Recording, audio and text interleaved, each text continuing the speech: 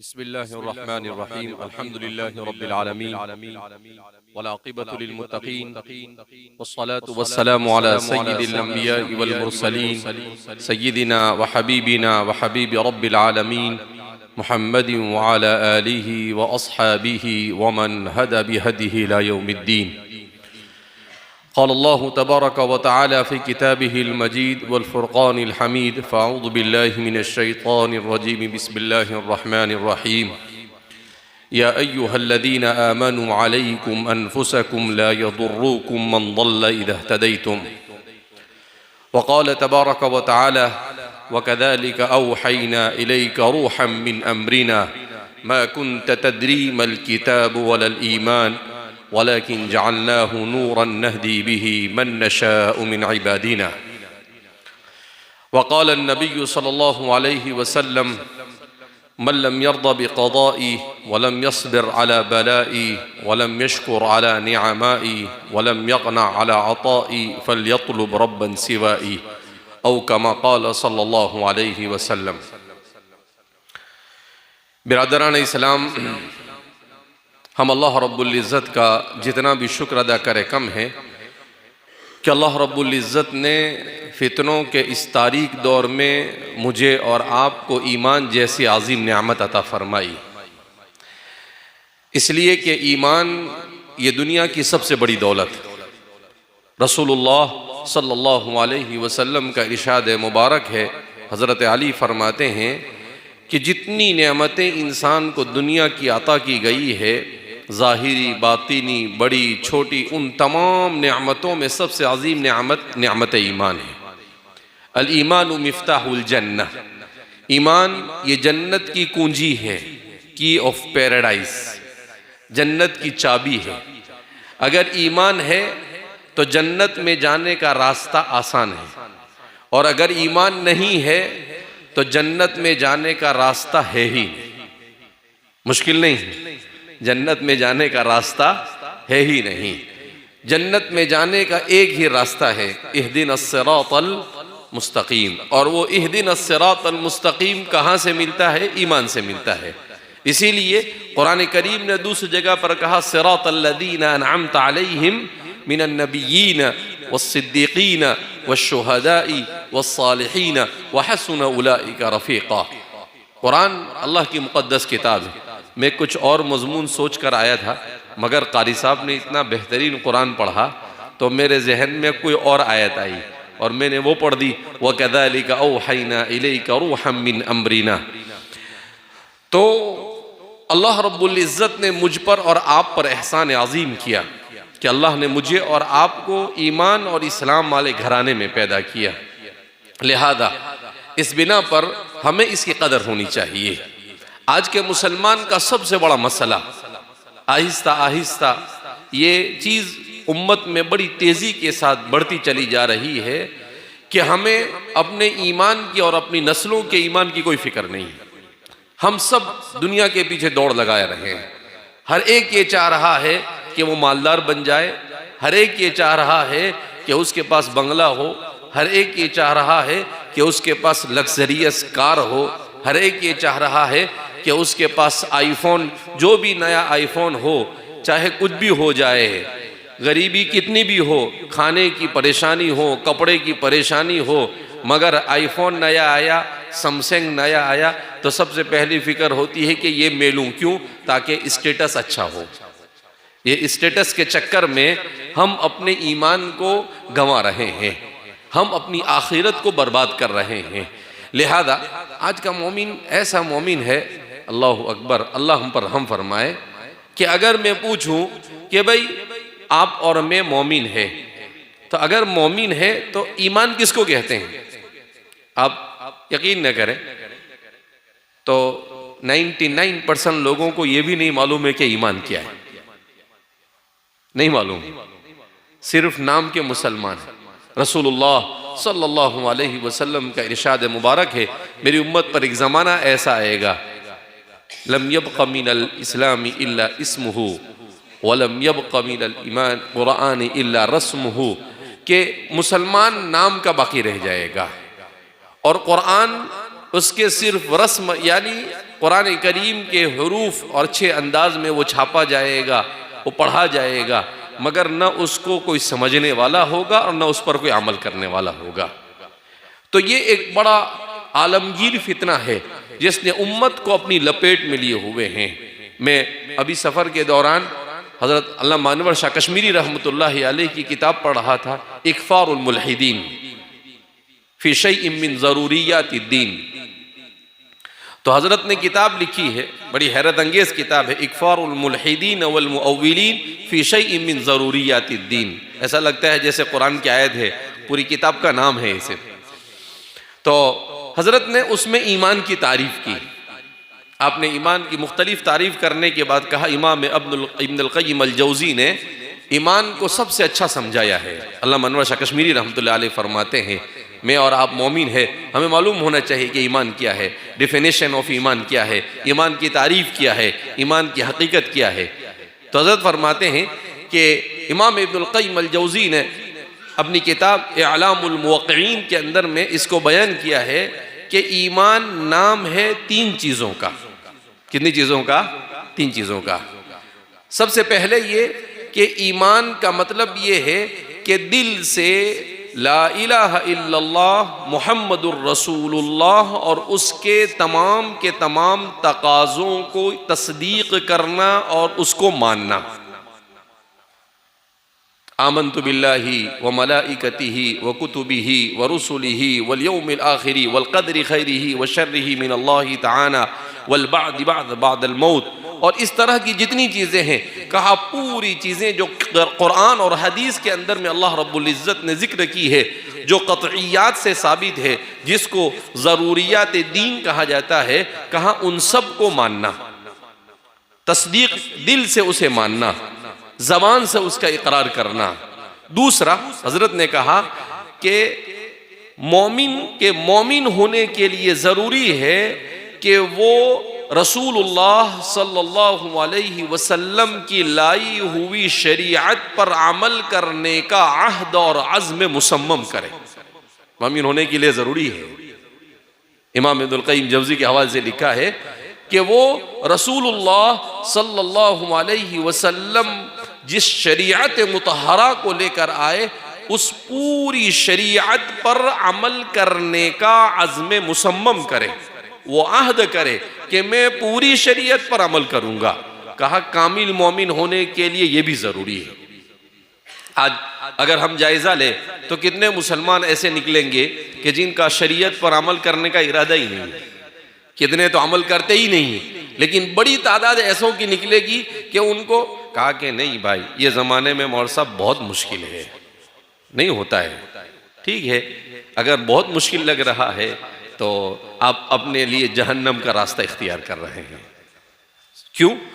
इसलिए कि दुनिया में जो भी इंसान को कीमती चीज़ मिलती है, वो कैसे मिलती है? स्ट्रगल करने से, मेहनत करने से। बगैर मेहनत के कोई चीज़ नहीं मिलती है दुनिया में। इंसान को किसी भी कीमती चीज़ को हासिल करना है, सोने को हासिल करने के लिए इंसान को कितनी मेहनत करनी पड़ती है।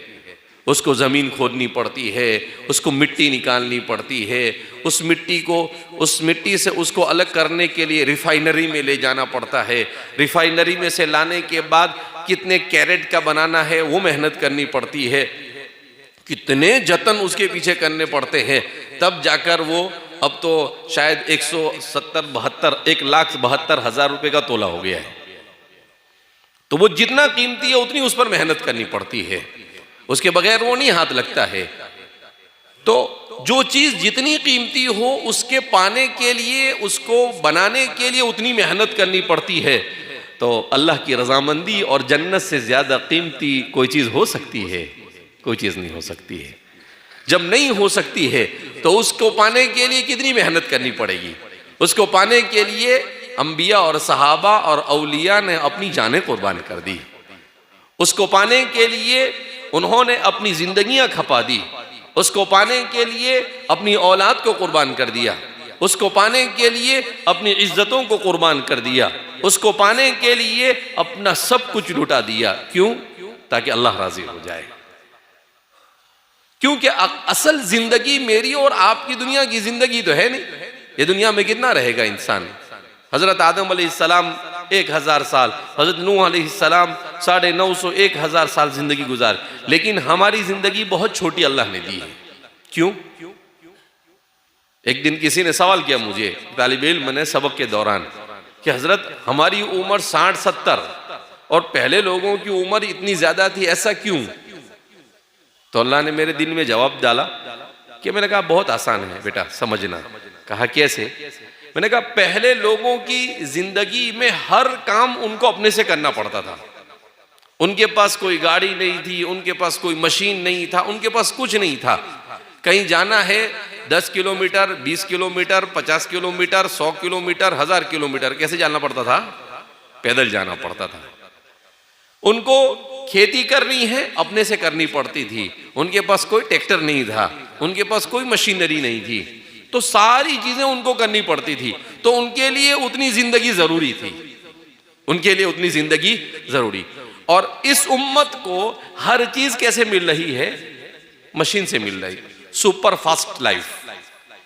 कुछ भी करना है बटन दबाओ, ये करो वो करो। अब तो एआई आ गया है और बड़ी मुसीबत, तो हर चीज फास्ट। तो अल्लाह ने कहा कि मैंने फिर उनको समझाया कि मैंने कहा देखो, एक 2 तरह की लाइन होती है, एक होती है फास्ट ट्रैक और एक होती है स्लो ट्रैक। तो जिस जिंदगी में इंसान हर चीज अपने से करता था वो स्लो ट्रैक वाली जिंदगी थी, और हम जो जिंदगी अल्लाह ने हमें दी है ये फास्ट ट्रैक वाली जिंदगी है। लिहाजा फास्ट ट्रैक है तो स्पीड के अंदर में निकल जाने का।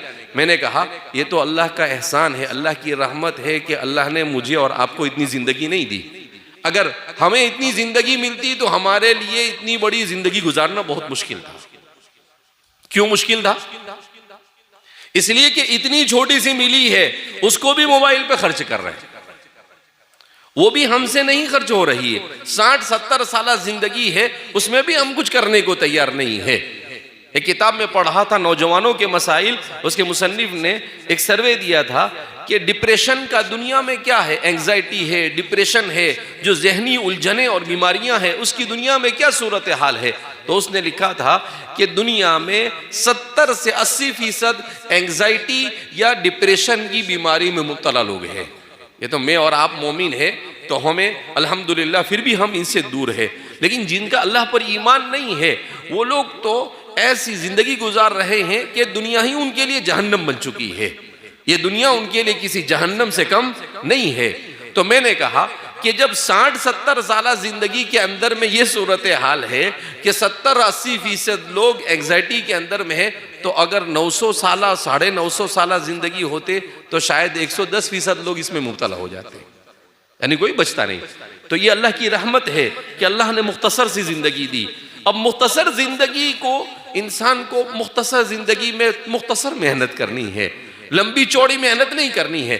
इसीलिए अल्लाह के रसूल सल्लल्लाहु अलैहि वसल्लम ने इरशाद फरमाया कि मेरी उम्मत की मिसाल ऐसी है कि पहली उम्मतों ने फजर से लेकर असर तक काम किया, उस पर उनको जन्नत मिली। मेरी उम्मत को असर से मगरिब तक काम करना है और जन्नत मिल जाएगी।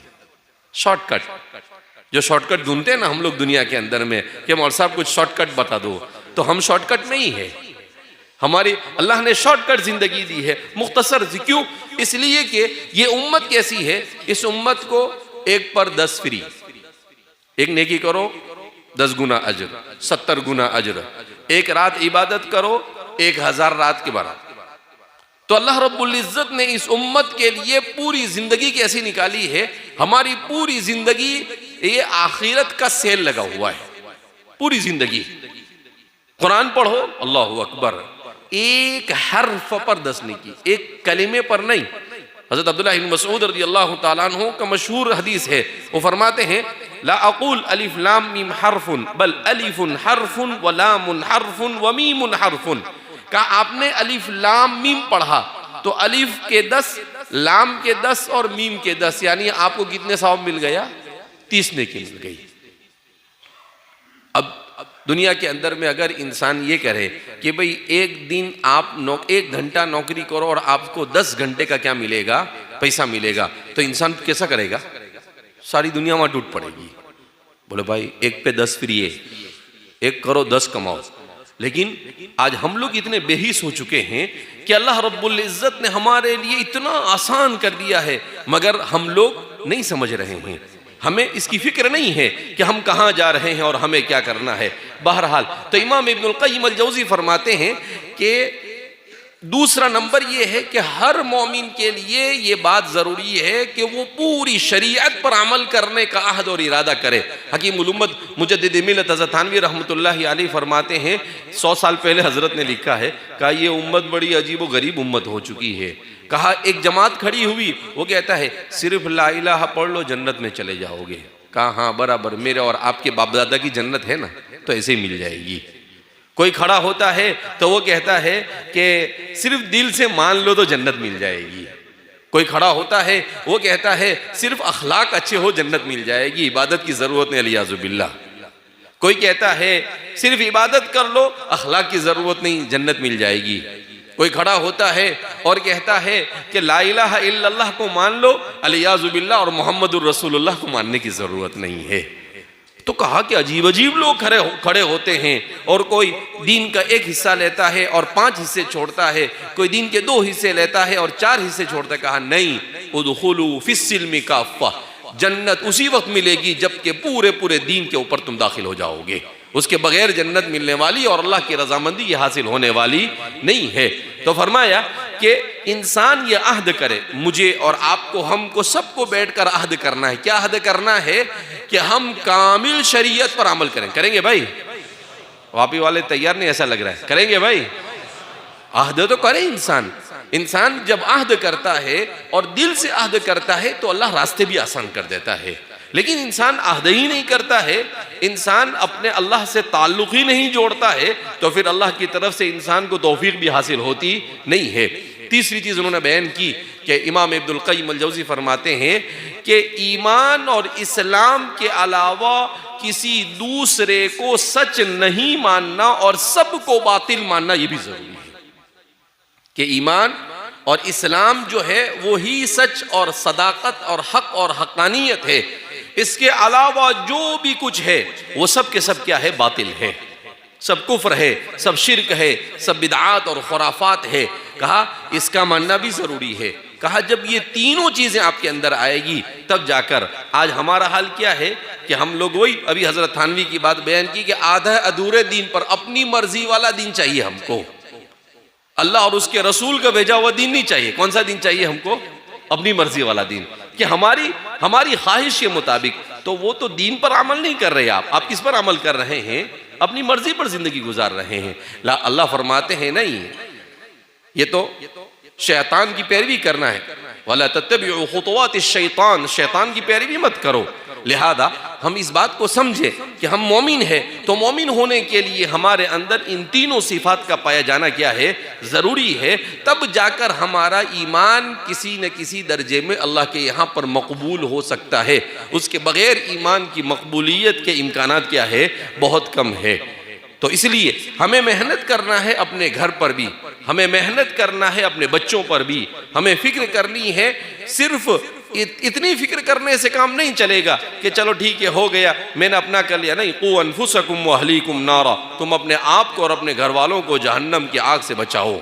उसके बगैर तो बहरहाल अल्लाह रब्बुल इज़्ज़त ने जो ईमान अता फरमाया, इस ईमान का पहला तकाजा तो ये है कि हम कामिल ईमान को समझे और कामिल ईमान पर अमल करने की क्या करें? कोशिश करें।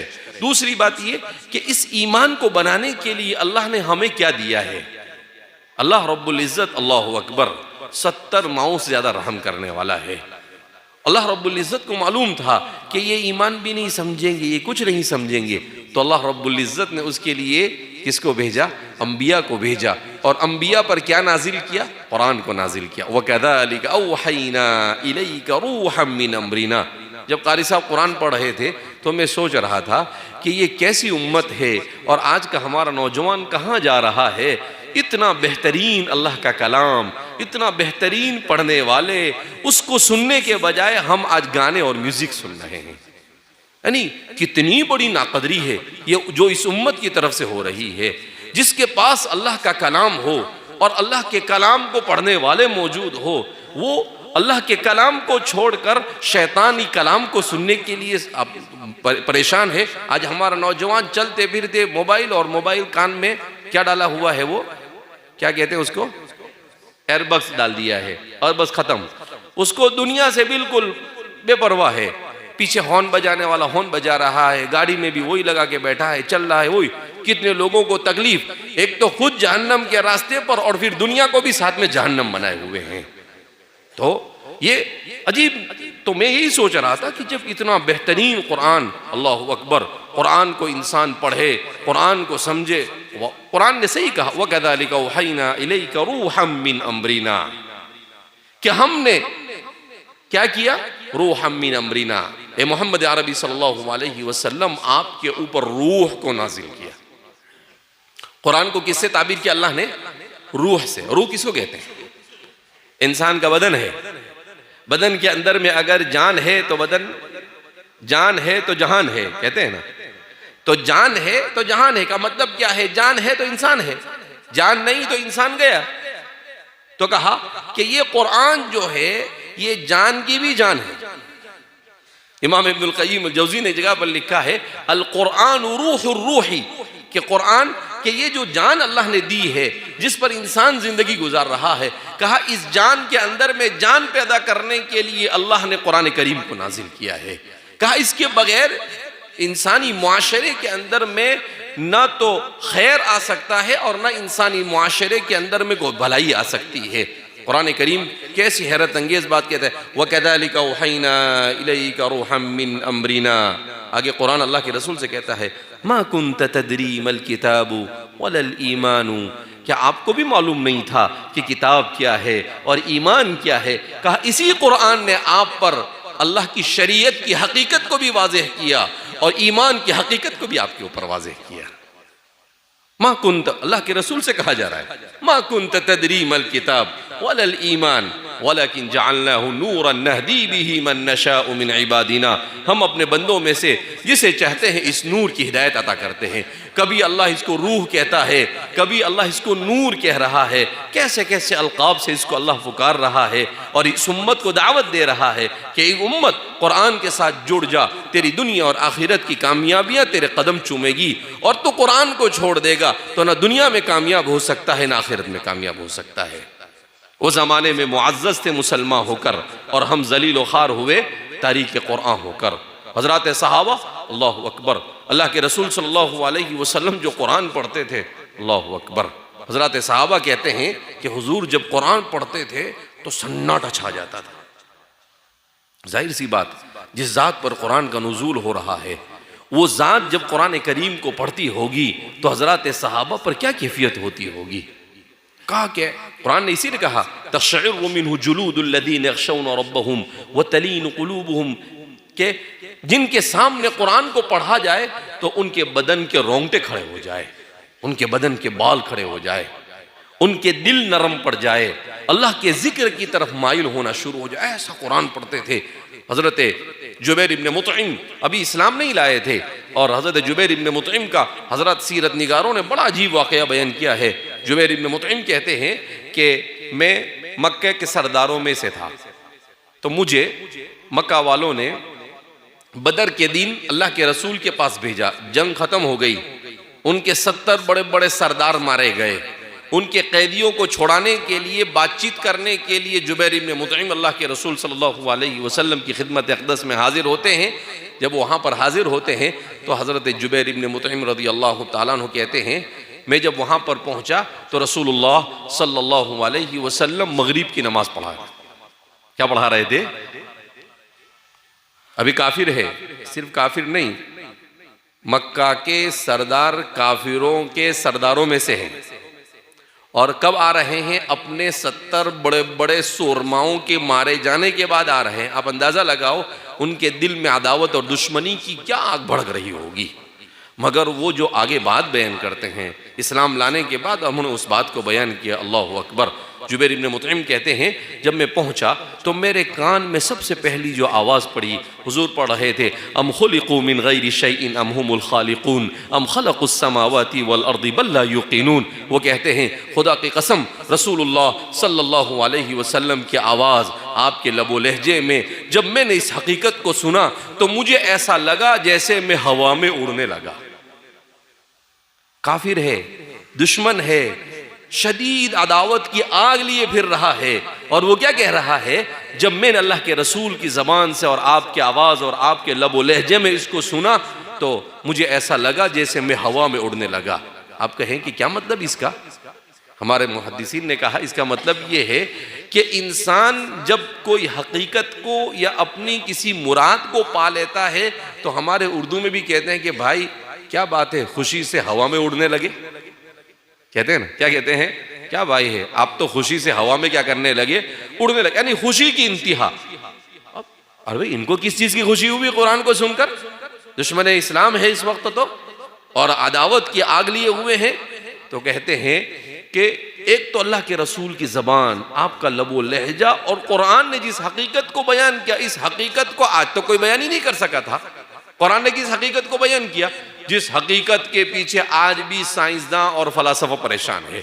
कुरान उस हकीकत को सिर्फ 3 कलिमात के अंदर में और एक छोटी सी एक लकीर के अंदर में बयान करके चला जाता है। कहा कि बेजामारी करते रहो।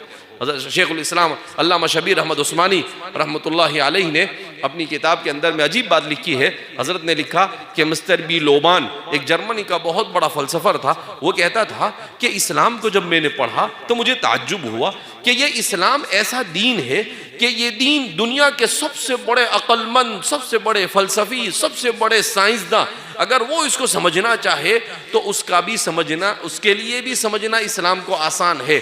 और बिल्कुल एक अदना अक्ल का मालिक अगर झाड़ू देने वाला वो भी इस्लाम को समझना चाहे तो वो भी इस्लाम को समझ सकता है।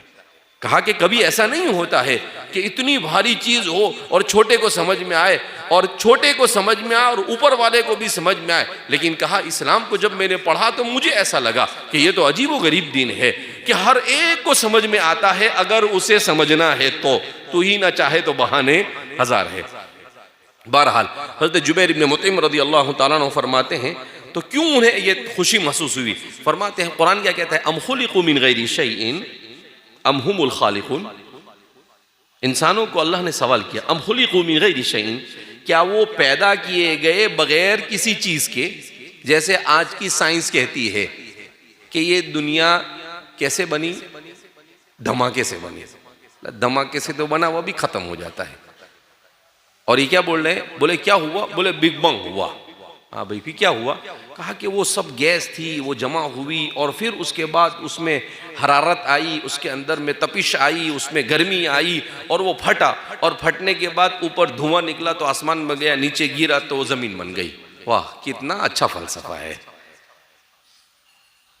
बेवकूफ़ भी इसके ऊपर आशाश कर जावे कि बगैर जिसको अकल ना हो वो भी। इसलिए कहते हैं कि एक मुल्हिद ने तकरीर की, 1.5 घंटे तक तकरीर की। क्या तकरीर की? कि अल्लाह नहीं है दुनिया में, अलियाज़ुबिल्लाह। क्यों? इसलिए कि उसको किसी ने देखा नहीं है। तो 1.5 घंटे तक तकरीर करता रहा। एक मुसलमान प्रोफेसर वहाँ बैठा हुआ तो उसके साथ उसका छोटा सा बच्चा भी था। तो वो बच्चा तकरीर जब ख़त्म हुई तो उसने कहा कि भाई किसी को सवाल करना तो सवाल करो। तो वो छोटा सा बच्चा 7-8 साल का बच्चा सवाल करता है, सर आपको अकल है कि नहीं है? क्या सवाल करता है? सर आपको, आपके पास अक्ल है या नहीं है? तो कहता हाँ है अक्ल। कहाँ है बताओ? आपने कहा जो नजर ना है वो नहीं है, तो आपकी अक्ल को आपने देखा कभी? तो बोले हाँ यार नहीं देखा। नहीं है तो अक्ल नहीं है। आपका कायदा है, आपके उसूल के मुताबिक आपकी अक्ल, अगर आपको अक्ल नहीं दिख रही है तो नहीं है। तो फिर कहा, वो बच्चा कहता है कि सर किसी भी चीज के मौजूद होने के लिए उसका नजर आना जरूरी नहीं है। कभी कोई चीज नजर नहीं आती मगर वो मौजूद होती है। नजर नहीं आती मगर क्या होती है? दर्द होता है इंसान को। कहीं किसी ने देखा आज तक दर्द? लेकिन दर्द होता है ना। अब आप कहें नहीं नहीं आपको दर्द नहीं दिख रहा इसलिए मैं नहीं मानता हूं दर्द नहीं है, तो इंसान क्या करेगा? ठीक है मैं एक थप्पड़ मारता हूं, देखता हूं आपको दर्द होता है कि नहीं होता है। तो एक छोटे से बच्चे ने उसके 1.5 घंटे के लेक्चर पर क्या कर दिया, पानी फेर दिया। क्यों? ईमान था। बहरहाल, तो अब ये कौन सी हकीकत? कहा कि धमाका हुआ, दुनिया वजूद, कुरान उसी को कह रहा है। आज लोग भी बयान कर रहे हैं, और कुरान कहता है अम खुलिकू मिन गैरि शैइन, क्या ऐसे ही पैदा कर दिए गए? अम हुमुल खालिकुन, या उन्होंने खुद अपने आप को बनाया?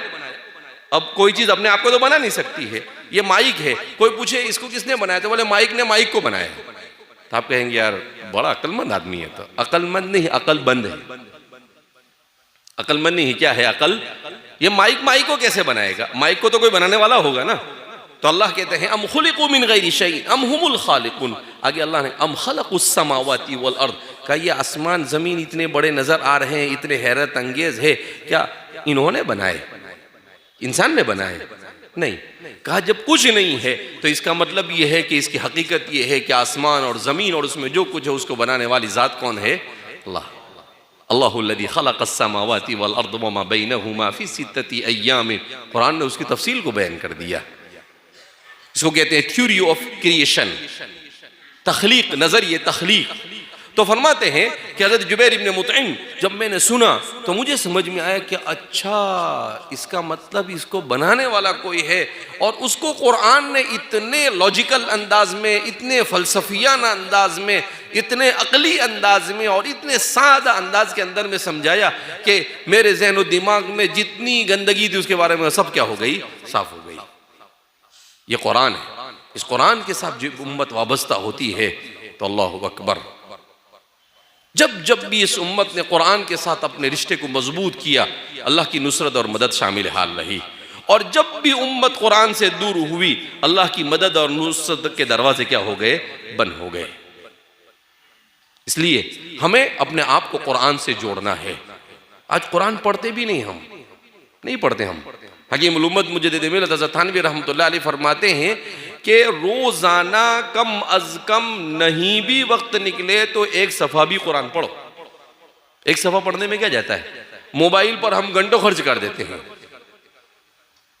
हजरत हसन बसरी के पास एक आदमी आया, कहा हजरत मैं रोज कोशिश करता हूँ तहज्जुद पढ़ूं मगर तहज्जुद पढ़ी ही नहीं जाती है। उन्होंने बड़ा अच्छा जवाब दिया कि अल्लाह के बंदे, दिन को बगैर गुनाह के गुजारोगे तो तहज्जुद में अल्लाह तुम्हें रात में खड़े होने की तौफीक देगा। लेकिन दिन भर तुम गुनाह करते रहोगे, आंख के गुनाह, कान के गुनाह, दिमाग के गुनाह, हाथ के गुनाह, पाँव के गुनाह, तो अल्लाह तुम्हें अपने सामने खड़े होने की तौफीक नहीं देगा। ये सजदा, ये जिक्र, ये सब कुछ अल्लाह की तौफीक से होता है। वमा तौफीकी इल्ला बिल्लाह, अल्लाह की तौफीक के बगैर कुछ नहीं होता है। इंसान एक मर्तबा भी अल्लाह अल्लाह की तौफीक के बगैर नहीं बोल सकता है। अल्लाह की तौफीक के बगैर नहीं बोल सकता है। मैं अगर कुछ बोल रहा हूं तो ये मेरा कमाल नहीं है, ये अल्लाह का कमाल है। अल्लाह मुझसे बुलवा रहा है, मेरा कोई कमाल नहीं है। इसीलिए अल्लाह ने सूरह फातिहा पढ़ाई, अल्हम्दुलिल्लाह रब्बिल आलमीन। तमाम तारीफ है उस अल्लाह के लिए जो सारे जहान का पालनहार है। अभी एक आदमी की किताब में पढ़ा था, अंग्रेजी में थी, हमने उसका उर्दू में ट्रांसलेशन करवाया। अस्सिरात मुस्तकीम किताब का नाम। क्या काम किया उन्होंने? देखो आज भी लोग काम करते हैं। क्या काम किया उन्होंने? सूरह फातिहा से असरे हाजिर के 10 मगरिबी और दुनिया के बड़े बड़े नजरियात की तरदीद साबित कर बताई। कितने? 10। उसने कहा कि जैसे आप अल्हम्दुलिल्लाह पढ़ो तो एथिज्म की तरदीद होती है, इल्हाद और बेदीनी की तरदीद। क्योंकि जब आपने कहा अल्हम्दुलिल्लाह, तमाम तारीफ अल्लाह के लिए, अल्लाह को मान लिया, तो इल्हाद क्या हो गया? खत्म हो गया। रब्बिल आलमीन आपने पढ़ा, का रब्बिल आलमीन के आपके पढ़ने से क्या होगा? डीइज्म की तरदीद हो जाती है। कि दुनिया में कुछ लोग क्या कहते हैं कि भाई अल्लाह है तो, मगर उसने दुनिया बनाई और फिर छोड़ दिया है, अब दुनिया लॉ ऑफ नेचर पर चल रही है। कहा कि जब रब्बिल आलमीन पढ़ा, वो सारे जहानों का पालनहार है, उस निज़ाम को चला रहा है। तो इससे ये साबित हुआ कि नहीं, उसी की इरादे से सब कुछ हो रहा है, उसके बगैर कुछ होता नहीं है। कहा रब्बुल आलमीन से उसकी तरदीद हो गई। मालिक यौमिद्दीन पढ़ा तो सेक्युलरिज्म की तरदीद हो गई। तो ऐसे उन्होंने पूरे कुरान करीम के कहा उस सूरत को आप पढ़ो, इस तरह से पढ़ो कि आपके जहन और दिमाग से जितने भी बातिन नजरियात हैं, वो नेचुरलिज्म की भी तरदीद होती है और शिर्क की भी उससे तरदीद हो जाती है। मॉडर्निज्म की, मेटेरियलिज्म की, पोस्ट मॉडर्निज्म की, सारे नज़रियात जितने भी है उन सब के सब की तरदीद हो जाती है। का एक सूरह फातिहा पढ़ो ख़त्म। इसीलिए हज़रत अली रज़ी अल्लाह तआला अन्हु फरमाते थे कि अगर कोई मुझे कहे कि सूरह फातिहा की तफसीर लिखो, का मैं इतना लिखूं कि 10 ऊंट भी उसकी लिखी हुई तफसीर को उठाने से आजिज़ आ जाएंगे। उम्मुल किताब कहा गया इसीलिए उसको। आज हम सूरह फातिहा नमाज में कितनी बार पढ़ते हैं? हर रकात में पढ़ते हैं, मगर कुछ ने न उसे कभी समझने की कोशिश की और न उसके मानी पर कभी तफक्कुर और तदब्बुर किया, कुछ नहीं। बस हम ऐसे ही पढ़ते हैं जैसे तोता। गुजराती के अंदर में मिट्ठू पोपट, उसको कुछ सिखा दो तो रट्टा मारता है, उसके बेचारे को कुछ मालूम नहीं। वो कहते हैं ना कि एक आदमी ने कुछ तोते थे, उन तोतों को पाला तो उनको सिखाया कि जब शिकारी आए जाल डाले तो उड़ जाने का। तो वो तोते रोजाना आते थे और बोलते जब शिकारी आए जाल डाले तो जाल में फंसने से पहले उड़ जाने। एक दिन उसने देखा कि वो आए नहीं, तो वो ढूंढते हुए देखने के लिए निकला, तो देखा कि वो जाल में फंसे हुए और बोल रहे हैं जब शिकारी आए जाल डाले तो उड़ जाने का, और वो खुद ही जाल में फंसे हुए हैं। क्यों? इसलिए कि वो समझता नहीं है। वो पकड़ने के बाद भी वही रट्टा लगा रहा है। अरे भाई हो गया, खत्म हो गई, फिनिश हो गई, तुम्हारी कहानी क्या हो गई, अब खत्म हो गई, तुम तो जाल में क्या हो चुके हो, फंस चुके हो। तो हमारा यही हाल है कि हमें कुछ पता नहीं, हम दुनिया में मगन है, दुनिया के जाल में फंसे हुए हैं और हमें कोई फिक्र भी नहीं है। लिहाजा इस बिना पर हम इस फिक्र को लेकर कि अल्लाह की किताब से वाबस्ता हो, कुरान से वाबस्ता हो, अपने घरों में कुरान करीम को जिंदा करे। हज़रत सहाबा ने कुरान ही से उनकी ज़िंदगियों में इनकलाब आया। हज़रत उबई इब्न कअब रज़ी अल्लाह तआला अन्हु, हज़रत मुसअब इब्न उमर रज़ी अल्लाह तआला अन्हु फरमाते हैं कि मैं जब मदीना दावत के लिए गया तो जिस घर में मैंने क़याम किया उस घर को इतना कुरान पढ़ते थे। हज़रत मुसअब इब्न उमर अव्वलु दाइन फिल इस्लाम, इस्लाम के सबसे पहले दाई है, इतना कुरान पढ़ते थे। कहा मैंने जिस घर में क़याम किया था उस घर का नाम ही लोगों ने रख दिया था दारुल इक़रा। क्या नाम रख दिया था? दारुल इक़रा। कहा भाई ये तो वो घर है कि जहां से 24 घंटे कुरान के पढ़ने की आवाज आती रहती है। ऐसा कुरान के साथ वाबस्तगी। सय्यदुना हज़रत अबू बकर सिद्दीक़ रज़ी अल्लाह तआला अन्हु मक्के मुकर्रमा में जब अपने घर के सहन में बैठकर कुरान पढ़ते थे और रोते थे, ऐसा रोते और ऐसा गिरिया विजारी के साथ पढ़ते थे कि मक्का के काफिरों की औरतें और उनके बच्चे उनके इर्द गिर्द जमा होकर वो भी साथ में रोना शुरू कर देते थे। हज़रत नफीसा बिन्त हुसैन हसन रज़ी अल्लाह तआला अन्हु, उनके बारे में आता है, उनके एक रिश्तेदार नकल करते हैं रिवायत के अंदर में कि हज़रत नफीसा जब कुरान को पढ़ती थी, ऐसा कुरान पढ़ती थी कि सब घर के गुलाम बांदियाँ सब उनके इर्द गिर्द जमा होते, वो भी रोती थी और वो सारा के घर उनके साथ रोना शुरू कर देता था। और आज हमारे ऊपर कुरान का कोई असर नहीं, पढ़ते भी नहीं, समझते भी नहीं, और अमल करना तो हमारी जिंदगियों से तकरीबन क्या हो चुका है, रुखसत हो चुका है। मगर ये तबाही और हलाकत का रास्ता है जिसको इस उम्मत ने इख्तियार किया है। इसीलिए तो उम्मत परेशान है। जब तक कि ये उम्मत अल्लाह की किताब के साथ नहीं जुड़ती है, इस उम्मत के मसाइल कभी हल नहीं हो सकते हैं। इस उम्मत के मसाइल को हल करने के लिए कुरान के साथ जुड़ना ही पड़ेगा, उसके बगैर हमारे मसाइल हल नहीं हो सकते हैं। लिहाजा इस बिना पर हम कुरान से जुड़े। हज़रत सहाबा कुरान पढ़ते थे, अल्लाहु अकबर। हज़रत उबई इब्न कअब कैसा कुरान पढ़ते थे, अल्लाह के रसूल ने कहा कि उबई कुरान सुनाओ, तो हज़रत उबई इब्न कअब ने कहा अल्लाह के रसूल सल्लल्लाहु अलैहि वसल्लम आप पर कुरान नाजिल होता है, मैं क्या सुनाऊँ आपको। कहा कि नहीं, मैं पसंद करता हूँ कि मैं कुरान को सुनूँ। तो हमारे मुहद्दिसीन ने लिखा इसका मतलब ये है कि कुरान को सुनना ये हुजूर की महबूब सुन्नत है। तो हम इधर उधर की चीजें सुनते हैं, कुरान को सुने भाई। तो कहा अल्लाह हुजूर ने कहा, अल्लाह के रसूल सल्लल्लाहु, अच्छा इतना अच्छा कुरान वो पढ़ते थे कि अल्लाह रब्बुल इज्जत ने उनके नाम से सलाम भेजा। हजरत उबई इब्न कअब फरमाते एक दिन अल्लाह के रसूल सल्लल्लाहु अलैहि वसल्लम ने कहा कि उबई अल्लाह ने तुम्हें सलाम भेजा है। तो हज़रत उबई ने कहा हल सम्मानी रब्बी, ए अल्लाह के रसूल सल्लल्लाहु अलैहि वसल्लम क्या अल्लाह ने मेरा नाम लेकर सलाम भेजा है। तो अल्लाह के रसूल सल्लल्लाहु अलैहि वसल्लम ने कहा नाम, हाँ अल्लाह ने तुम्हारा नाम लेकर सलाम भेजा है। तो हज़रत उबई रोने लगे, कहा मेरा खालिक और मालिक मेरा नाम ले, इससे ज़्यादा खुशकिस्मती मेरे लिए और क्या हो सकती है। और ये बरकत थी कुरान की। किसकी बरकत थी? कुरान। ऐसा कुरान पढ़ते थे, अल्लाह अकबर। हज़रत उसैद इब्न हुज़ैर रज़ी अल्लाह ताला अन्हु जलील क़द्र सहाबी है। उसैद इब्न हुज़ैर फरमाते हैं कि मैं और हज़रत साद इब्न मुआज़ हम दोस्त थे, दोनों कुफ्र की ज़िंदगी गुजार रहे थे, अंसार थे। तो हमें पता चला कि मक्का से मुसअब इब्न उमैर आए हैं और वो क्या कर रहे हैं, वो लोगों को अपने आबा व अजदाद के दीन से फेर रहे हैं। तो हम दोनों सरदार थे, गुस्से में आए और कहा कि मुसअब इब्न उमैर, ये क्या लगा रखा है तुमने?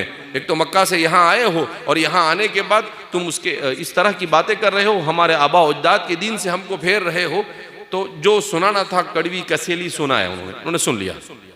उसके बाद कहा, अच्छा आपकी बात पूरी हो गई? कहा एक काम करो, तशरीफ रखिए, आप बैठ जाइए, अब मेरी बात सुनेंगे आप? कहा बिल्कुल सुनाओ। तो हज़रत मुसअब इब्न उमैर ने कुरान पढ़ना शुरू किया। 2-4 आयतें पढ़ी, वो दोनों ने रोना शुरू कर दिया। 2-4 आयत के बाद 8-10 आयत पढ़ी। उसके बाद जब वो खामोश हुए तो कहा कि मुसअब जो दीन तुम लेकर आए, हाथ फैलाओ, हम तुम्हारे हाथ में उसको कबूल कर लेते हैं। यानी उनको लोगों को अल्लाह की तरफ बुलाने के लिए कुछ करने की जरूरत नहीं थी। क्या सुना देते थे? कुरान सुना देते थे। एक दो पढ़ते ऐसा थे, वो अरब थे, वो समझते भी थे उसको, तो फौरन इस्लाम। और फिर उसैद इब्न हुज़ैर, वही उसैद इब्न हुज़ैर कुरान पढ़ते हैं। बुखारी शरीफ की रिवायत है कि हज़रत उसैद इब्न हुज़ैर रज़ी अल्लाह ताला अन्हु एक दिन मक्के मदीने मुनव्वरा में अल्लाह के रसूल सल्लल्लाहु अलैहि वसल्लम की खिदमत में हाजिर हुए और हाजिर होकर कहने लगे, अल्लाह के रसूल सल्लल्लाहु अलैहि वसल्लम, मेरे साथ आज अभी अजीब हादसा पेश आया। कहा क्या हुआ भाई उसैद?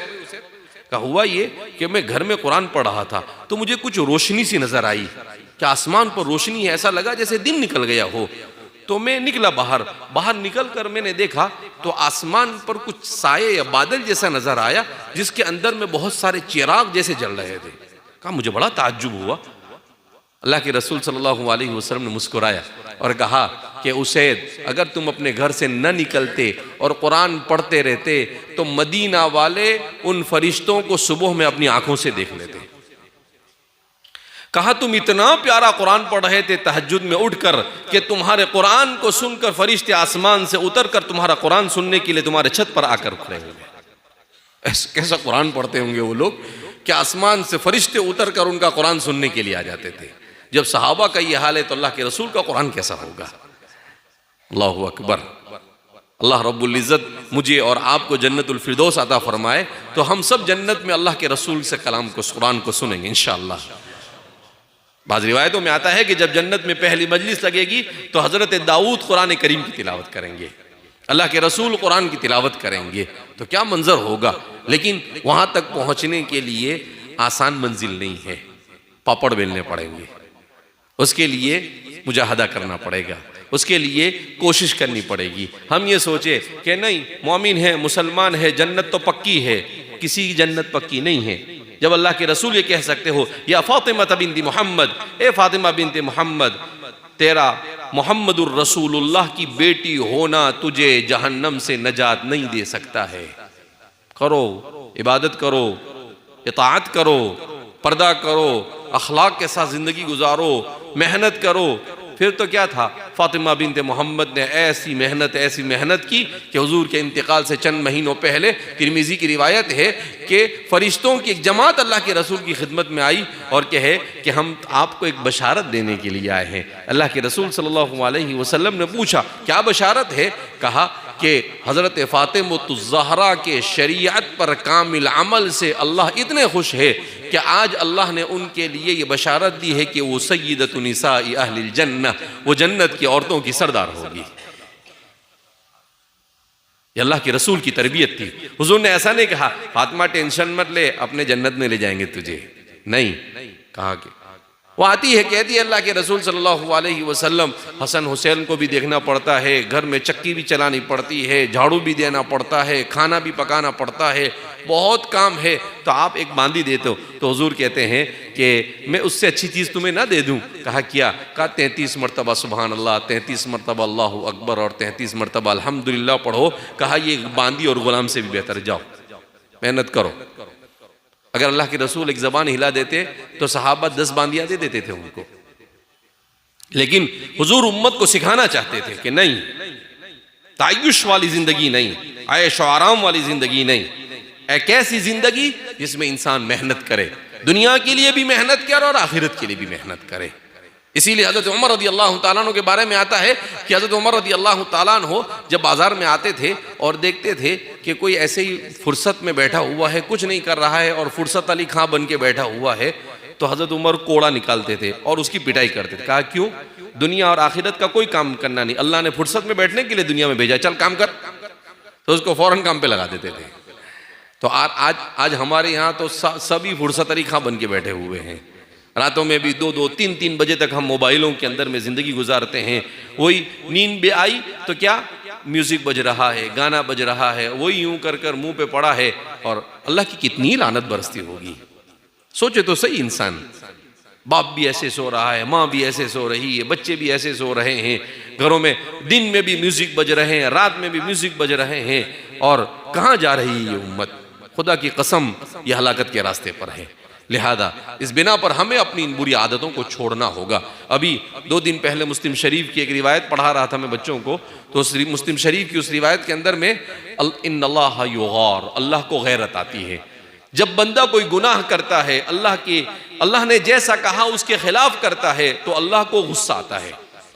का अल्लाह के गुस्से का असर होता है कि जहां बंदा गुनाह करता है वो जमीन अल्लाह से कहती है, अल्लाह तू हुक्म दे तो मैं अभी इसको जमीन में ढसा दूं। आसमान कहता है, अल्लाह तू हुक्म दे तो मैं इस पर अभी टूट पड़ूं। मगर अल्लाह कहता है कि नहीं, अभी छोड़ दे उसको, बाद में उसका हिसाब किताब मैं लूंगा। फिर वो आएगा यहां पर और हम उसकी जिंदगी उसके सामने जब बयान करेंगे तो फिर वो कहेगा, माली हादल किताब ला युगादिरु सगीरतन वला कबीरतन इल्ला अहसाहा, कि भाई ये अल्लाह रब्बुल इज्जत ने कैसा सिस्टम बनाया है, कोई छोटी बड़ी बात ऐसी नहीं जो इसमें ना आई हो। कहे तो सब है। किसी को नजर छुपा कर, अगर किसी को छुपा कर भी किसी को बदनगरी से देखा है तो वो भी इसके अंदर में आ गया। यअलमु खाइनतल अयुनि वमा तुख्फी सुदूर, अल्लाह फरमाते हैं तुम अपनी आंखों से खियानत करते हो उसको भी वो जानता है, और तुम दिलों के अंदर में जो छुपाते हो उसको भी वो जानता है। क्या मतलब? तुम अगर किसी के साथ नाजायज मोहब्बत को दिल में छुपा कर बैठे हो, अल्लाह कहते हैं उसको भी हम जानते हैं, छोड़ेंगे नहीं तुमको। इसलिए कुरान करीम की आखिरी आयत का तर्जमा कर कर मैं अपनी बात को खत्म करता हूं। कुरान करीम क्या कहता है कि हर इंसान के साथ ताइरा लगा, वकुल्ल इंसानिन अल्ज़मनाहु ताइरहु फी उनुक़िही वनुख़रिजु लहु यौमल क़ियामति किताबन यल्क़ाहु मंशूरा इक़रा किताबक कफ़ा बिनफ़्सिकल यौम अलैका हसीबा। अल्लाह क्या फरमाते हैं? अल्लाह फरमाते हैं कुल्ल इंसानिन अल्ज़मनाहु ताइरहु, हर इंसान के साथ हमने एक ताइरा लगा रखा है। अब हमारे इस जमाने के मुहद्दिसीन कहते हैं कि हजरत सहाबा ने इसको कैसे समझा, ये कमाल था सहाबा का। हमारे लिए समझना आसान है, सहाबा के लिए समझना मुश्किल था, मगर समझ लिया उन्होंने। क्यों? उनको अल्लाह की किताब पर यकीन था, ईमान था। कुरान क्या कहता है कि हर इंसान के साथ तायरा, तायरा के मतलब क्या आते हैं? इसके माने उड़ने वाला। इसके माने क्या आते हैं? उड़ने वाला। तो हमारे अरबी के शेख रातिबन नाबलसी है, उन्होंने कुरान अरबी की तफसीर लिखी। उन्होंने कहा कि हमारे ज़माने में अगर इसको आज की ज़बान में उसका तर्जमा करना हो तो क्या तर्जमा होगा? हर इंसान के साथ उसके सर पर हमने एक ड्रोन लगा रखा है। क्या लगा रखा है? ड्रोन। क्या मतलब? इंसान जो कुछ कर रहा है उसकी जिंदगी की हर चीज अल्लाह के यहां रिकॉर्ड हो रही है। अच्छा, अल्लाह ने तायरा का लफ्ज़ इसीलिए इस्तेमाल किया कि जब कोई चीज ऊपर से शूट की जाती है तो हर चीज उसके आजू बाजू में क्या है, यानी बहाना बनाने का कोई चांस नहीं, सब उसके अंदर में आता है। इसके बाद अल्लाह क्या फरमाते? वनुख़रिजु लहु यौमल क़ियामति, का क़यामत के दिन तुम्हारी जिंदगी की ये पूरी फिल्म हम तुम्हारे सामने रख देंगे। इंसान बैठा होगा और जब से पैदा हुआ तब से लेकर मौत तक के सारे मनाजिर उसके सामने आना शुरू हो जाए। अखरजना, कुरान कहता है वकुल्ल इंसानिन अल्ज़मनाहु ताइरहु फी उनुक़िही वनुख़रिजु लहु यौमल क़ियामति, क़यामत के दिन हम उसके सामने उसको लाकर रख देंगे। वनुख़रिजु लहु यौमल क़ियामति किताबन यल्क़ाहु मंशूरा, और उसका हिसाब उसके सामने होगा। और फिर अल्लाह क्या कहते हैं, कफा बिनफ्सिकल यौमा अलैका हसीबा, अपना हिसाब किताब करने के लिए तू ही काफी है, कुछ करने की जरूरत नहीं। अब जाहिर सी बात है, अपने करतूत को इंसान अपनी आंखों से देखेगा तो और क्या चाहिए उसको, नहीं छूट सकता है। कहा ये तो एक है सिस्टम, हमारे बुजुर्गों ने लिखा है कि ये तो कुरान ने एक सिस्टम को बयान किया। दूसरी जगह पर कुरान कहता है क्या होगा कयामत के दिन, तो कल्लिमुना अयदीहिम व तशहदु अर्जुलुहुम बिमा कानू यक्सिबून, तुम्हारे हाथ हमारे साथ बात करेंगे। तो कल्लिमुना अयदीहिम, उनके हाथ हमारे साथ बात करेंगे। हाथ कहेगा ए अल्लाह इससे किसी पर जुल्म किया था, इससे किसी के का खयानत की थी, किसका माल दबाया था, किसका हक दबाया था। ये हाथ बयान कर, कहा कि तुम्हारी जबान पर ताला होगा और तुम्हारे हाथ हमसे बोलेंगे क्या क्या गुनाह किए, तुम्हारे पांव हमारे साथ बात करेंगे कि तुमने क्या क्या किया। इतने पर बस नहीं, जिस जमीन पर गुनाह किया वो जमीन भी बोलेगी, इज़ा ज़ुल्ज़िलतिल अर्दु ज़िलज़ालहा व अख़रजतिल अर्दु अथक़ालहा, जमीन अपने बोझ को उतार देगी और क्या कहेगी, और इंसान कहे वक़ालल इंसानु मा लहा, अरे भाई ये क्या हुआ। हाथ भी बोल रहा है, जबान भी बोल रही है, पाँव भी बोल रहा है, जहां गुनाह किया वो भी बोल रहा है, सामने पूरा शूटिंग, मेरा जिंदगी की पूरी फिल्म भी मेरे सामने चल रही है, किरामन कातिबीन भी है, इतने गवाह खड़े हो जाएंगे। इंसान के पास ऐनल मफर, इंसान के पास कोई भागने का रास्ता होगा नहीं। अब इंसान कहेगा गई भैंस पानी में, कुछ लगता नहीं है कि अपने तो छूट जाए इंसान ऐसा। तो लिहाजा उस दिन इंसान को अफसोस करना पड़े और फिर अल्लाह से कहने लगे लौ अन्ना लना कररतन फअकून मिनल मुहसिनीन, ए अल्लाह एक बार फिर चांस दो ना, मैं दुनिया में जाऊं एकदम सुबह सब बन के आऊंगा, एकदम अब तो गुनाह करूंगा, देखूंगा भी नहीं गुनाह की तरफ, जरा भी नहीं। फनकून मिनल मुहसिनीन, मुहसिनीन का मतलब ये आता है एकदम इखलास के साथ बेहतरीन अमल करने वाला। तो क्या कहेगा अल्लाह से, अल्लाह एक चांस दे देना। अल्लाह कहेगा पैदा होने से लेकर मौत तक कितने चांस दिए। इंसान एक दिन गुजारता है ना 24 घंटे, 24 घंटे में कितने चांस मिलते हैं आपको मालूम है? एक दिन में कितने सेकंड होते, कभी गौर किया? एक साहब की तकरीर में सुन रहा था, उन्होंने बड़ा अच्छा बयान किया अरबी में। तो उन्होंने कहा कि कभी तुमने सोचा कि एक दिन गुजरता है तो कितने सेकंड गुजारते हो तुम? कहा एक दिन में सेकंड की तादाद होती है 86,400। एक दिन के सेकंड कितने होते हैं? 24 घंटे के अंदर में 86,400 सेकंड। आपने 24 घंटे गुजारे, इसका मतलब 86,400 सेकंड गुजारे। तो 86,400 सेकंड में कभी भी आपको मौत आ सकती थी, अल्लाह ने मौत नहीं दिया। तो एक दिन गुजर रहा है और आप गंवा रहे हैं। अगर तौबा नहीं करते, अल्लाह की तरफ रुजू नहीं करते, तो आप 24 घंटे में 86,400 चांस गुमा रहे हैं। इंसान क्रिकेट खेलता है तो एक चांस मिल जावे तो कितना खुश होता है, 2 चांस मिल जावे तो कितना खुश होता है, और यहां तो चांस पे चांस मिल रहे हैं। और अल्लाह कैसा अल्लाह है, अल्लाहु अकबर, क्या कहता है, या इबादी अल्लज़ीना असरफ़ू अला अनफुसिहिम ला तक़नतू मिन रहमत, ए मेरे वो बंदो, अल्लाह कहता है, गुनहगार को भी कहता है, ए मेरे वो बंदो, ना उम्मीद ना हो, आओ मेरे तरफ, आओ, आ जाओ। एक आदमी है सनम सनम बोलने वाला, गलती से समद बोल देता है तो अल्लाह कहता है लब्बैक आब्दी, ए मेरे बंदे में हाजिर है। तो अल्लाह की रहमत तो बहाना ढूंढती है, मगर हम है कि अल्लाह की तरफ रुजू करने के लिए तैयार नहीं। इसलिए मेरे भाइयों, दोस्तों और बुजुर्गों, फितनों के इस दौर में हम अपने आप को दीन से वाबस्ता करें, मस्जिदों से वाबस्ता करें, कुरान से वाबस्ता करें, उलमा से वाबस्ता करें, तबलीग से वाबस्ता करें, अपने घरों के अंदर में दीन को जिंदा करें, अपने घर में कुरान का माहौल, इल्म और दीन का माहौल बनाने की कोशिश करें। अल्लाह रब्बुल इज़्ज़त हम सबको सही माने में दीन इस्लाम पर अमल करने की तौफीक मरहमत फरमाए और इस्लाम की कदरदानी की तौफीक मरहमत फरमाए। हर किस्म के ज़ाहिरी बातिनी फितनों से अल्लाह हमारी हिफाजत फरमाए। और आखिर में जो रिवायत मैंने पढ़ी उसका सिर्फ तर्जुमा सुना दूँ, इसलिए कि फितनों का ज़माना है, हर आदमी इन फितनों में कभी भी मुतला हो सकता है। तो हदीस में अल्लाह के रसूल ने अजीब बात इरशाद फरमाई। क़ारी तैयब साहब की रिवायत है, जब से हालात आए उसके बाद से मैं हर जगह सुनाता हूँ ये रिवायत।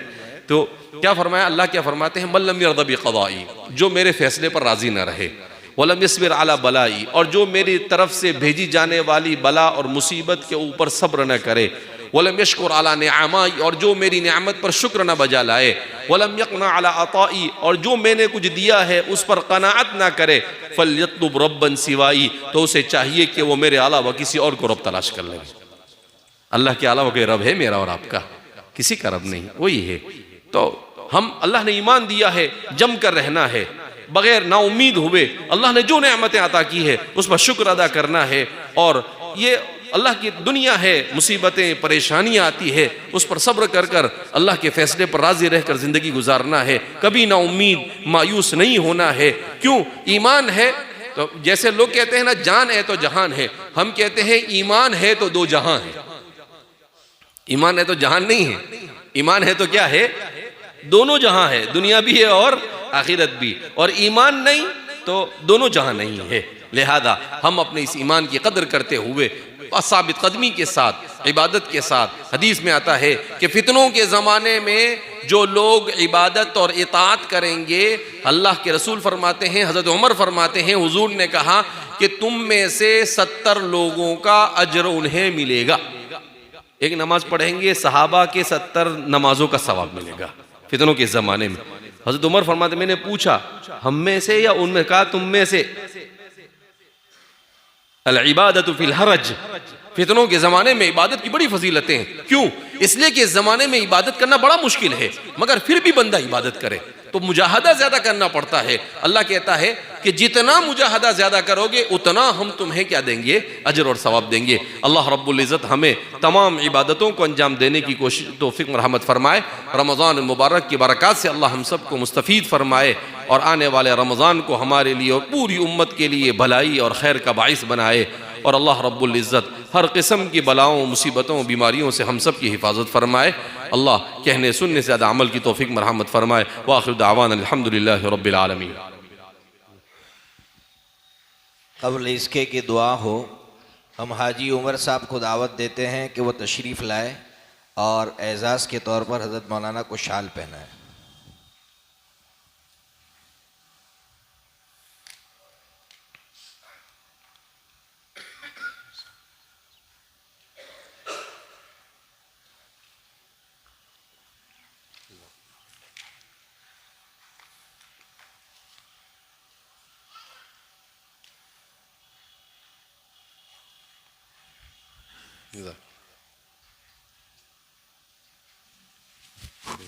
इसी तरह कारी ईसा साहब तशरीफ़ लाए और कारी फुरकान साहब को शाल पहनाए।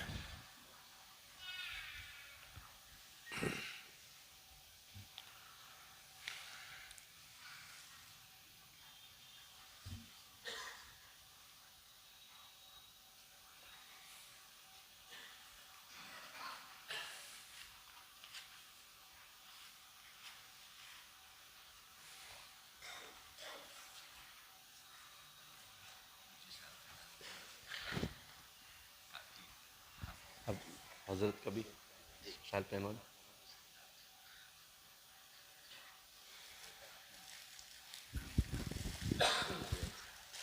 अब्दुल सत्तार भाई तशरीफ़ लाए, मुफ्ती जैद साहब को आप शाल पहनाएंगे।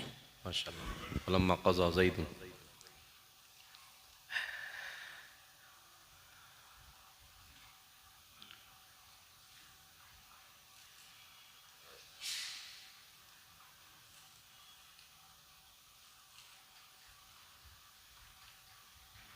कुरान में एक ही सहाबी का जिक्र है नाम के साथ, हज़रत ज़ैद का। हमारे मुफ्ती साहब का नाम भी ज़ैद है माशाअल्लाह। है दूसरे सहाबा का तज़किरा इशारतन है, सानी यसनैनी धुमा फिल गार, हज़रत अबू बकर मुराद है। तो लेकिन सीधा साफ नाम के साथ सिर्फ एक ही सहाबी है, और वो कौन है?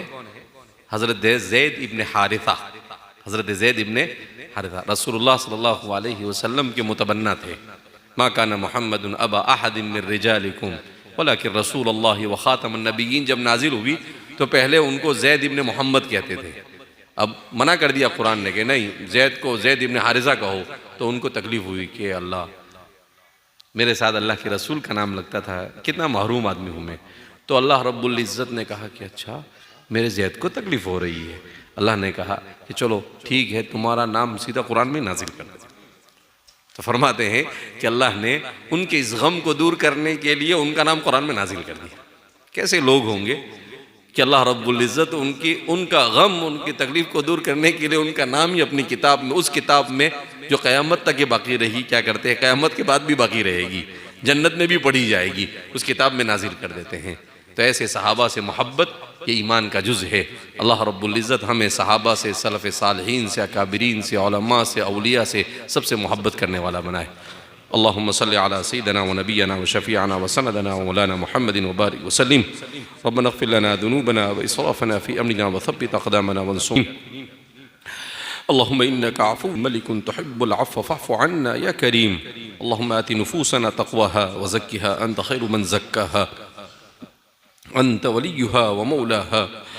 अल्लाहुम्मा हब्बिब इलैना अल-ईमान व ज़य्यिनहु फ़ी क़ुलूबिना व कर्रिह इलैना अल-कुफ़्र वल-फ़ुसूक़ वल-इस्यान वजअलना मिन इबादिका ar-राशिदीन वजअलना मिन इबादिका al-हादीन वजअलना मिन इबादिका al-महदीयीन वजअलना मिन इबादिका al-अबरार वजअलना मिन इबादिका al-मुत्तक़ीन वजअलना मिन इबादिका al-ख़ाशिईन वजअलना मिन इबादिका al-सालिहीन या रब्बल आलमीन।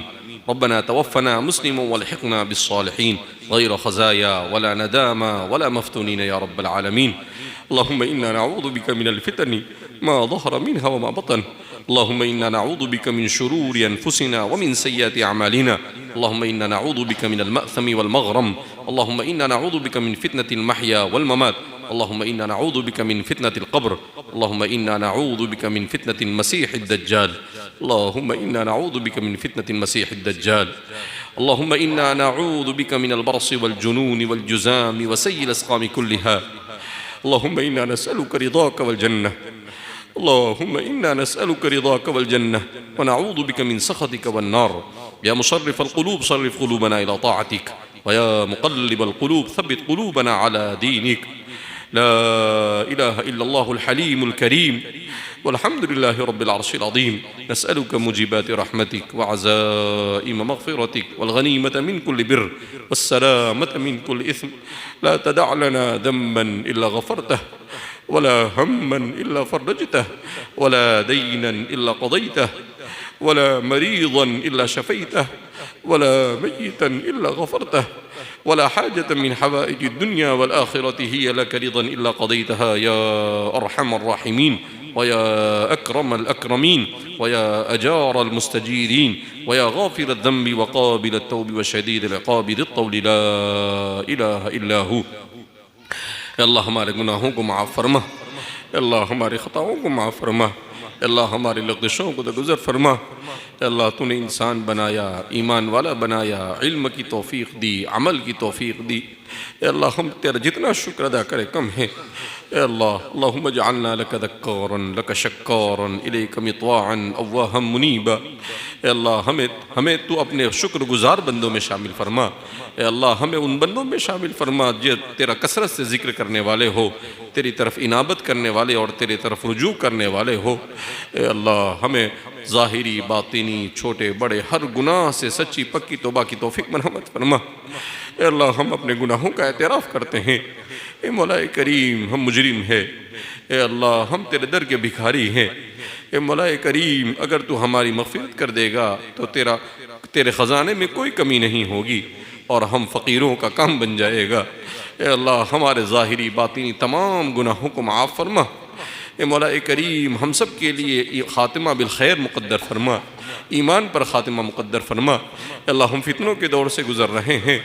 ए मौलाए करीम कुफ्र शिर्क दंदना रहे हैं, जुल्म और बर्बरियत चारों तरफ घूम रहे हैं। ए मौलाए करीम तेरे अलावा कोई हमारा पुरसा निहाल नहीं। अल्लाहुम्मा इन्ना नजअलुका फ़ी नुहूरिहिम व नऊज़ु बिका मिन शुरूरिहिम। अल्लाह दुश्मनों के मुकाबले में हम आप ही को आड़ बनाते हैं। ए मौलाए करीम ए अल्लाह ला मलजा वला मंजा मिनका इल्ला इलैक। तेरे अलावा हमारे लिए कोई पनाहगाह नहीं। ए मौलाए करीम ए अल्लाह तू ही हमारा नासिर और मददगार बन जा। ए अल्लाह तू हमारा नासिर और मददगार बन जा।